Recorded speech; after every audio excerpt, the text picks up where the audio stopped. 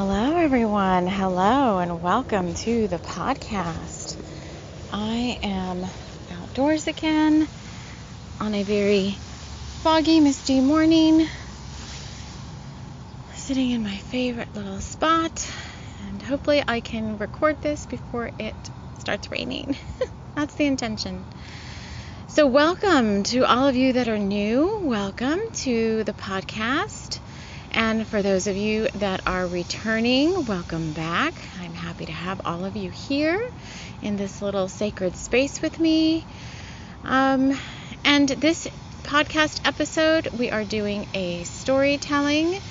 So if you haven't kind of deduced it by now, a lot of different things are going up on the podcast. So we've got the storytelling, which we are going to do today, part 3, and the final part, which was a little bit of a surprise to me, of TAMBER.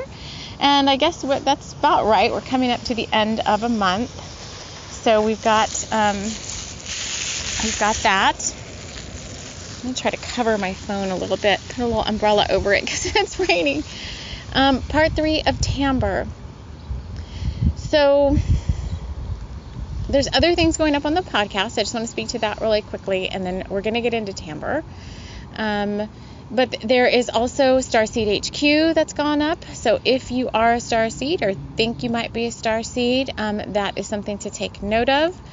We're going to be doing a lot of different things there in relation to the Starseed Awakening journey. The other thing we've got on the podcast, it's Tea at TLCs, where I just channel in messages from my New Heart Club, I'm calling it. Guides that want to come in and share messages of love and light and New Earth Now with us. So that's up on the podcast now. And then we've got these storytellings in various forms, and we have been focused since October of last year on the Bringers of the Light series, and I think we're gonna continue with that next month. So just to get you into your listening experience, as I always say on any of these episodes, you choose your listening experience. So if you came just to hear a story about TAMBER and the Bringers of the Light, then just settle in. We'll get started here in just a moment. If you came to catch deeper meanings and metaphors, then I invite you to listen more intently, get yourself into a space where you can really kind of focus on the story that's being shared, kind of let your intuition help you tap into anything that might be standing out for you as being a metaphor for you on your own journey, as there are many. And if you are going to take the work even deeper, then you would create your own sacred space, which I'm going to bring us all in here together now in a circle of love, light, and light, love. And you would invite in your own spirit guides, whether you know them or not, to join you on this journey. Any that might have messages for you, any that want to speak to you about the metaphors that might be coming up here and how they relate to what's going on in your life.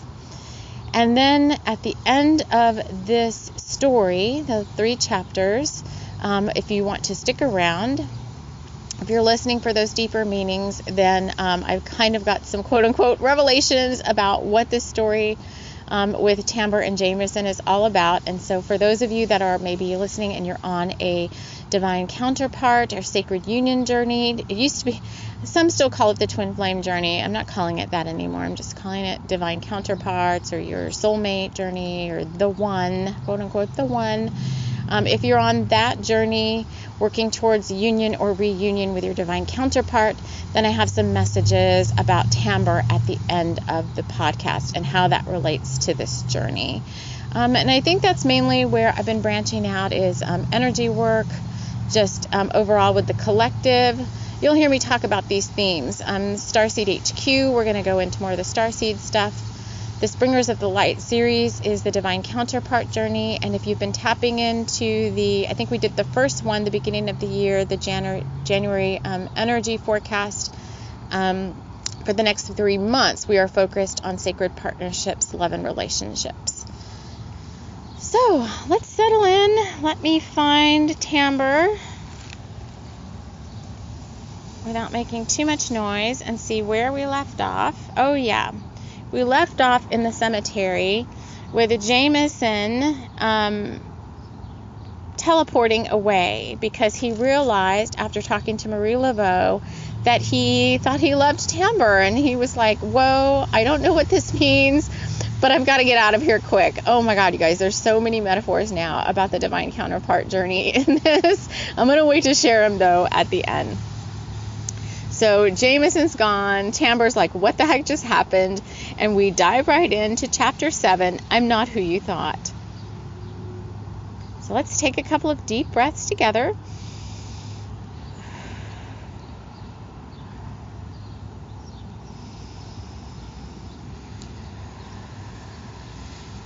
Here we go. TAMBER stood there quite perplexed. What was he thinking, removing himself from her like that? Didn't he know that it was through him that she could be all that she was? Hadn't he figured it out by now? She didn't care if he was a bird, a troll, or Jack the Ripper. She felt something for him. And now he was gone. She knew she couldn't follow him. It was forbidden by the bringers of the light to teleport away from the sanctity of the planet. They had made her promise. Even put a tracker on her in case she had decided to get sporty and go. She knew she couldn't follow him. And she knew that he knew it too. She reached out in her mind and called him. No response. She sat down on the rough stoop of some old gravestone and thought hard. She could always quit and go home, but she was no quitter. No, she was going to do this right for once. But she was going to need some help. She would be darned if she didn't try. She pulled out her cell and called the one other person on this planet she knew could and would help her. Dakar, she said to voicemail, it's me. I need your help. SOS. She trailed off, ending the call. He would come when he could. In the meantime, she needed something to take her mind off what had just occurred. She pulled out her flask, a deck of cards, and her music. She would sit and wait for Dakar, and then she would work all this out. No sense in trying to figure out anything now. She was getting woozy and reached into her pocket, pulling out the bag of extraterrestrial beads she used for sustenance.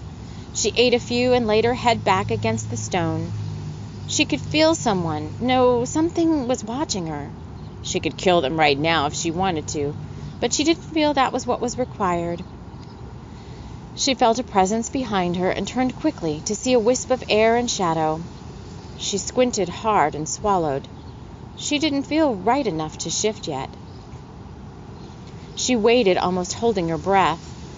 A fog started to gather around the gravestones, and then she saw a figure step out of the mist. Dakar, what the heck? She said, admonishing his lack of disclosure. Why are you creeping up on me like that?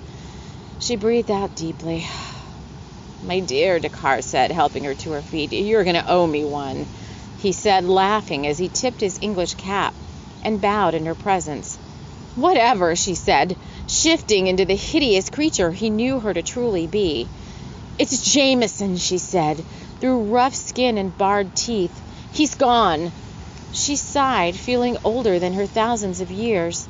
The only being I've ever loved is gone. What am I going to do now?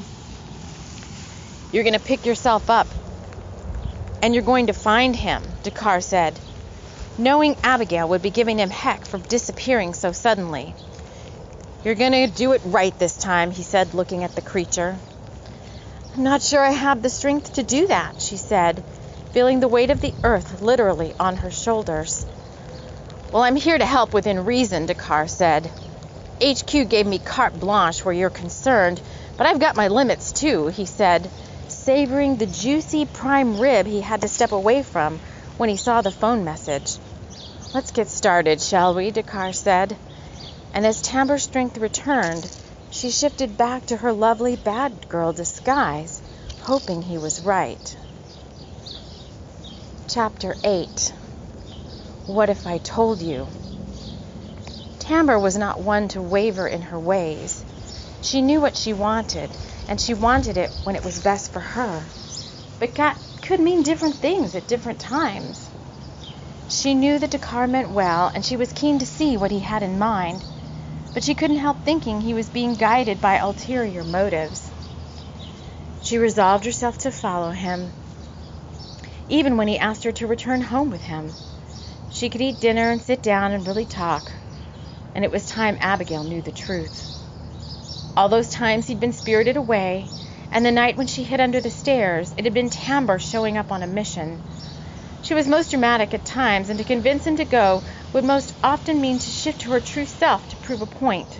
She could be testy, mean, and downright dangerous, but she knew a friend and a foe from 100 miles away, and Dakar was a friend for sure.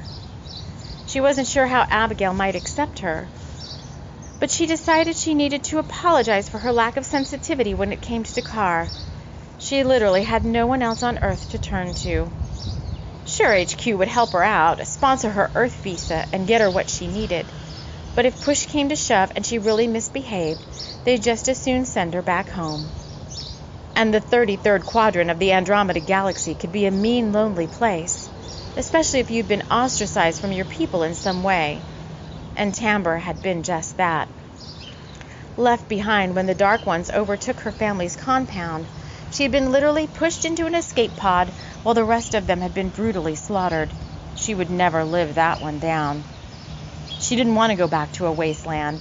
Even if she could start the repopulation of her people, she didn't feel like trying. Her heart was still broken into a million small pieces at their demise. So she had jettisoned off at the Earth Stargate 597645 and had gotten permission from the Bringers of the Light to join forces. She learned all she had about fighting and such from them, and Dakar had been her one and only friend. Once the softer-hearted ones had seen her shift, they had been too frightened to continue on with her. But Dakar, he had understood. Somewhere deep inside, he could feel her pain and responded with compassion. And then she had received Jamison. She knew he wasn't a bird.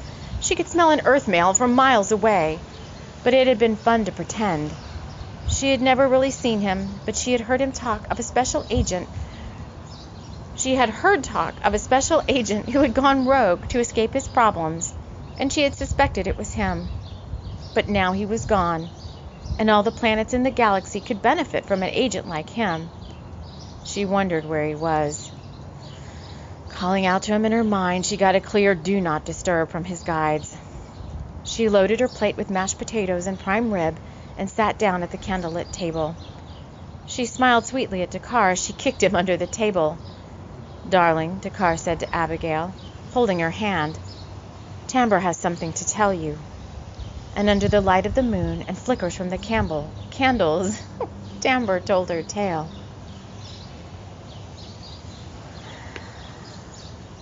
Chapter 9. The truth comes out. Abigail breathed a deep sigh of relief. She felt so much better now, knowing that an agent of the light had been the one to keep taking Dakar out on those secret missions. She had thought for so long that some demonic creature had captured him. "Why didn't you just tell me?" she asked him in between bites of cherry pie, freshly made at crust that morning. "I would have understood." TAMBER slurped her tea and ate a hearty piece of pie with her fingers, cherry juice dripping down her chin. "I asked him not to," TAMBER said. I didn't want anyone to know about me," she said. "I mean, the real me. I didn't know you had seen me that night," she said, licking her fingers. "I need a smoke," she said, rising from the table. "Want to join me?" "I'm good," Dakar said, rising to help Abigail clear the table. TAMBER rose and made her way outside to the back veranda that overlooked the bay. Another storm was rolling in, and she contemplated sleeping under the bridge over by the wetlands, but changed her mind when she heard Abigail and Dakar talking. She could tell they were deep into each other. She was tired of being alone. She pulled her cell out of her pocket and dialed Clive's number. He answered on the first ring. Of course he's missing me, she thought. I gave him the best of me, if only for a good time. But wasn't that part of what being human was all about? TAMBER wasn't shy where her sexuality was concerned. She could be just as sultry a human as any real one could be. "Can I come by?" TAMBER asked Clive, who was already savoring an evening together with her. Sure, Clive said. I've got some of that flying ointment you like, and we can go to Mars or anywhere else you fancy, he said, knowing that when they astral traveled, he got the best of her in many ways. It wasn't just about the sexual encounter, although Clive was built for that, it was for sure. Okay, Tamber said, knowing she was only going there to get it on with him.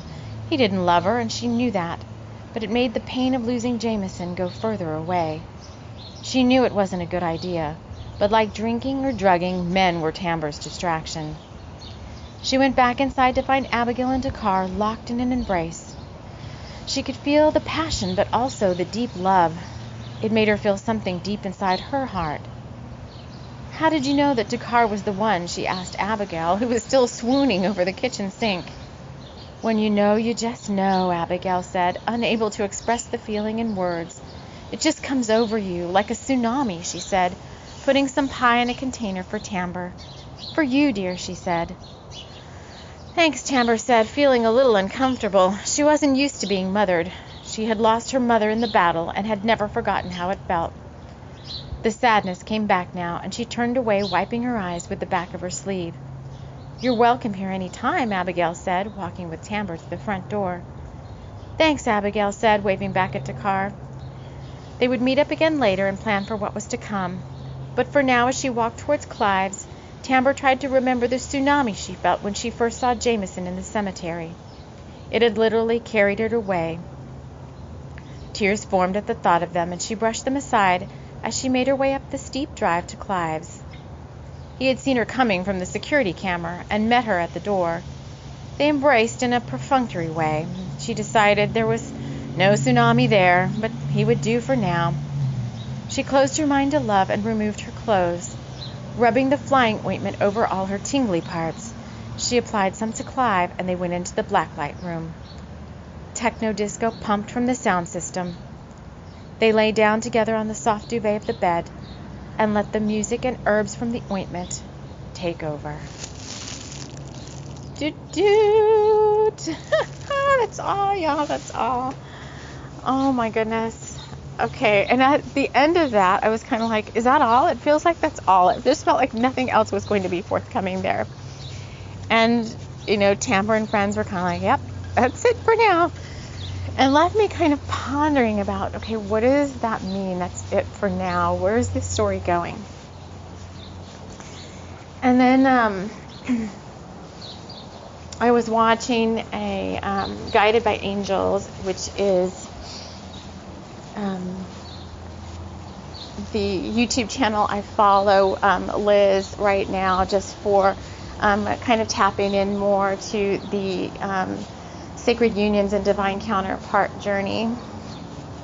And she was showing a book called The White Stag, and she was going through the chapters and saying, all these are metaphors for the sacred journey. And I was listening to her speak, and the book had like 22 chapters. And I stopped listening to that video, and I was like thinking more about Tamber, and then I thought, okay, this is what's happening here. So they showed me that Jamison is going to be the little short story or a little block of work we do for February. And then I thought, okay, here we go. So I don't know why we started out with divine unions. So if you don't want to hear the breakdown of where this is going, and you were just here to hear the story, then we're done with that for now, and you're welcome to either, duck out now or stick around and hear me go deeper into the story. Just take a few minutes here to break this down a little bit for those who want to do that work alongside me.